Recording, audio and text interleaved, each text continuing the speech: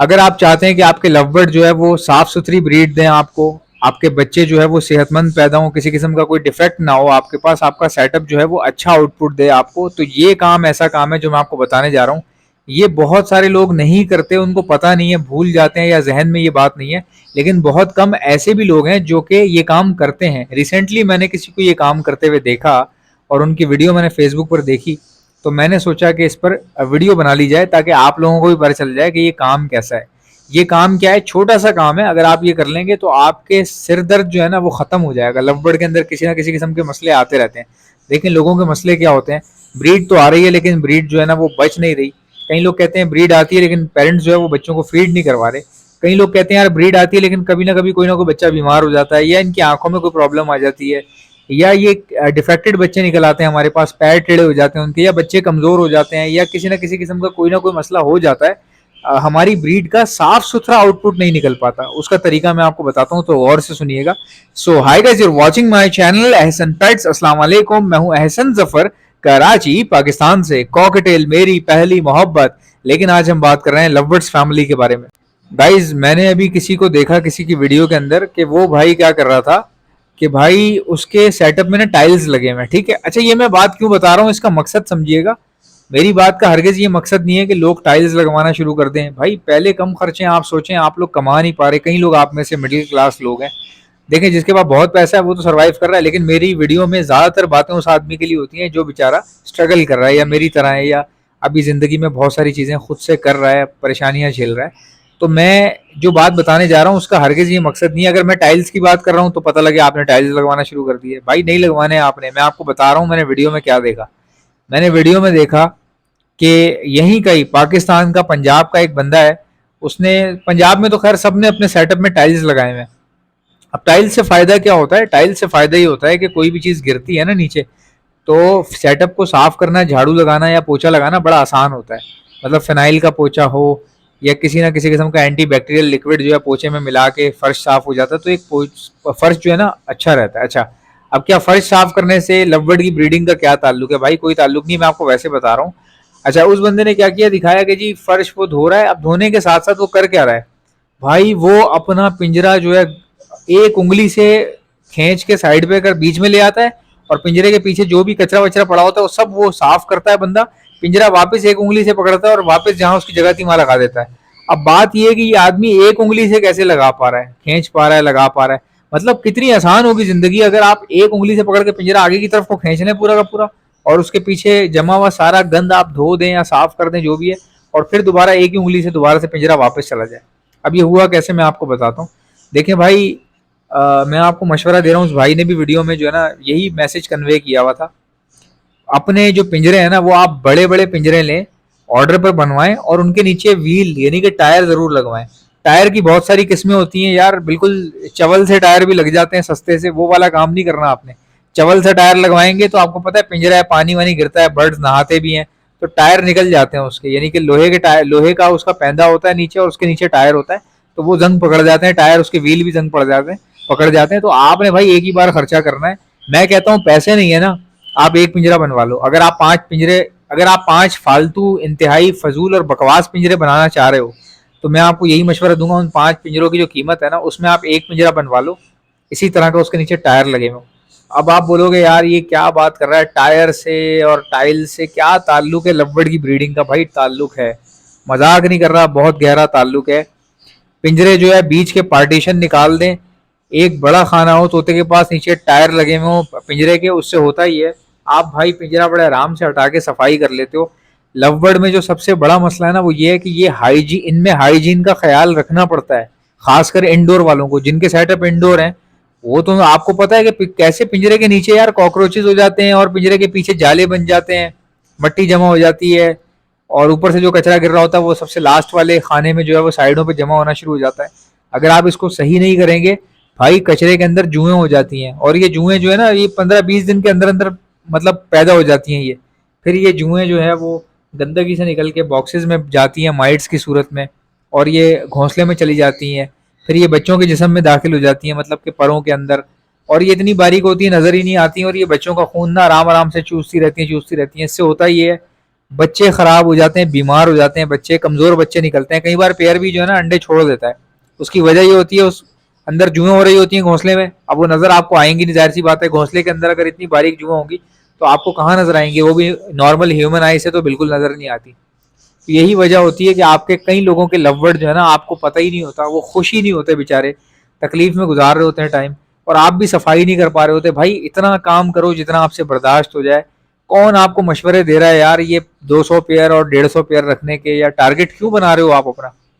मैंने कई बार अपनी वीडियो में कहा अपना टारगेट रखो, 100 पेयर करूंगा मैं। टारगेट रखो जरूर, लेकिन जब आपकी अगर हिम्मत ही नहीं है, अगर आपकी कैपेसिटी नहीं है, आपके पास अगर टाइम नहीं है, तो आप क्यों कर रहे हो भाई 150, 100 पेयर, 80 पेयर? मैं तो आपको यही समझाना चाह रहा हूँ ना। अगर आपकी लाइफ बिजी है, कोई मसला है, कई लोग ऐसे हैं जिनकी उम्र ज्यादा है, बेचारे नहीं कर सकते काम, तो यार आप क्यों किसी पे डिपेंड करोगे कि मैं बड़ा सा सेटअप खोलूं और किसी के हाथ में पकड़ा दूं और बच्चा रख लूं एक छोटा सा? भाई अगर वो नहीं आया उस दिन आप क्या करोगे? ठीक है, तो लोग जो है ना वो ये गलती करते हैं कि डिपेंड करना शुरू कर देते हैं और खुद से सोच लेते हैं कि ये तो हो ही जाएगा। ऐसा नहीं होता भाई। लव बर्ड में सारा गेम क्वालिटी के ऊपर है। क्वालिटी क्या होती है? यही सब चीजें होती हैं कि आप किस तरह से रख रहे हो बर्ड को। जितने बड़े पिंजरे दोगे, जितना साफ सफाई का ख्याल रखोगे, जितना हाइजीन का ख्याल रखोगे, इनका खर्चा बहुत है भाई लव बर्ड का। इनमें स्प्रे मारना पड़ता है जुएं ना हो जाए कहीं। अब महंगा आपका बर्ड हो तो उसको पे नजर रखनी पड़ती है। ये सारे काम करने पड़ते हैं। अगर ये काम नहीं होंगे तो भाई वही हाल होता है। कई लोगों को मैंने देखा 50 पेयर रखे हुए थे, कुछ नहीं बना यार, उन्होंने अपने पेयर बेच दिए उठा के। ठीक है, अभी एक भाई ने वीडियो में, मैं नाम नहीं ले रहा, बहुत मशहूर बंदा है और बहुत बड़ा सेटअप था उसका, बहुत बड़ा था। मसला क्या था, वो मैनेज ही नहीं कर पा रहा था। इतना गंदा, इतनी गलीज हालत में सेटअप था, लेकिन परिंदे उसके सही थे, फिर भी ब्रीड व्रीड आ रही थी। लेकिन अब इतनी गंदगी देख के बंदा खुद भी तंग हो जाएगा कि यार बिला वजह मैंने इनको रखा हुआ है और सफाई भी नहीं कर पा रहा। उसने उठा के वो किसी और ब्रीडर को दिए। वो ब्रीडर और प्लस डीलर भी है, तो उसने जो अपने काम के थे वो पेड़ लगा दिए, बाकी आगे सेल कर दिए। तो मकसद कहने का ये है कि आप खिलारा उतना डालो जितना आप बर्दाश्त करो। और लवबर्ड में इतनी खूबसूरत बात ये है कि भाई अगर आप बजाय इसके कि 80 पेयर रखो 20-20 हज़ार वाले, लवबर्ड में खूबसूरत बात ये है, डन फैलो के आप 8 पेयर रख लो। ठीक है, डन फैलो के 8 पेयर रख लो, 6-6 8-8 लाख रुपए का पेयर है डन फैलो का। तो आप 8 पेयर रख लो डन फेलो के। मैं ये अमीर आदमी के लिए बात कर रहा हूँ जिसके पास पैसा है।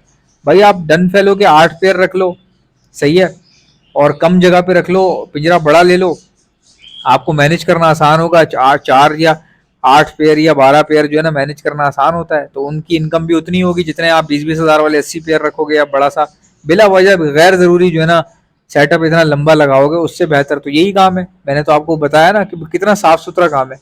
और कोई ऐसा बंदा जो बेचारा ऑफलाइन ऑफलाइन पे लगा हुआ है, जिंदगी अपनी जो है ना ऑफलाइन के ऊपर गुजार रहा है, तो उसको भी मेरी यही सजेशन है। अगर तुमने भाई 30-40 जोड़े ऑफलाइन के रखे हुए हैं तो कम कर दो ना उसको।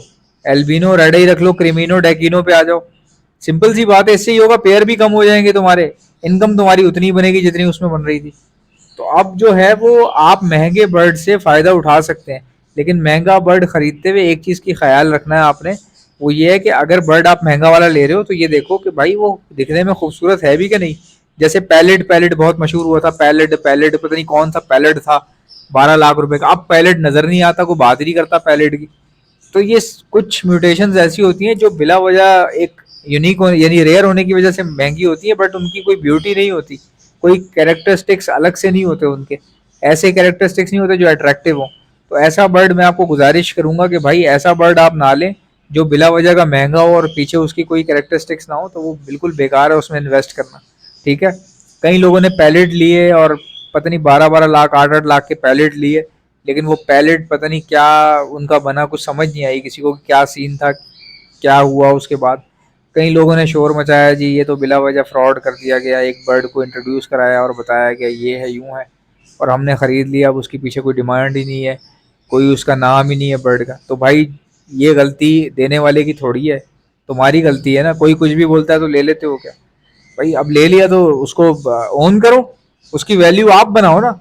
भाई जिन बर्ड्स की वैल्यू आप समझते हो है, उनकी कौन सा कोई बैंक गारंटी ले रहा है? आप मुझे बताओ, उनकी कौन सा बैंक गारंटी ले रहा है? वैल्यू किसी की भी, सब बर्ड एक जैसे ही है भाई, वैल्यू आपने खुद बनानी होती है। तो जो चीज़ ले लो उसको ओन करना सीखो, और ब्रीडिंग के ऊपर तवज्जो दो, कितनी आउटपुट आ रहा है, ब्रीडिंग कितनी आ रही है, ये फालतू के जो काम होते हैं ना, पहले खरीद लेना झट से, फटाक से कोई चीज ले लेना, उसके बाद फिर फालतू बातें करना कि किसी ने मुझे ये कर दिया और वो कर दिया। भाई कुछ नहीं कर सकता कोई तुम्हें, ठीक है। हम सबसे बड़े दुश्मन अपने खुद होते हैं, काम भी खुद कर लेंगे, पंगा भी ले लेंगे, बाद में बोलेंगे ये क्या हो गया। जैसा कि आप जानते हैं ब्रीडिंग सीजन आ चुका है। अगर आप में से किसी को बर्ड्स के लिए ब्रीडिंग मल्टीविटामिन चाहिए तो आप ऑर्डर पर मुझसे मंगवा सकते हैं। मैं all over the Pakistan supply करता हूँ। ऑर्डर करने का तरीका बताता हूँ, पहले सुन ले मेरे पास क्या क्या चीजें हैं। हमारे पास ब्रीडिंग मल्टीविटामिन है, calcium plus vitamin D liquid है, प्रोटीन लिक्विड है हमारे पास, इलेक्ट्रोलाइट्स होते हैं हमारे पास, गर्मी बहुत ज्यादा है, बर्ड्स को इलेक्ट्रोलाइट्स की जरूरत पड़ती है, तो ये भी आपको हमारे पास से मिल जाएंगे। बच्चों को, चिक्स को बचाने के लिए डॉक्सीसाइक्लिन का इस्तेमाल किया जाता है, ये भी आपको हमारे पास से मिल जाएगी। और खाली चिक्स को बचाने के लिए नहीं, ये सेहतमंद बर्ड्स को दी जाती है। अपने पूरे सेटअप पे 6 दिन का कोर्स करवाया जाता है हर महीने, तो ये बहुत अच्छी होती है। और कोई बर्ड बाहर से लाए तो उसको भी समझ लीजिए जरासीम से पाक करने के लिए, या बैक्टीरियल इन्फेक्शन अगर वो अपने साथ लाया है उसको खत्म करने के लिए भी यही 6 दिन का कोर्स करवाया जाता है डॉक्सीसाइक्लिन का।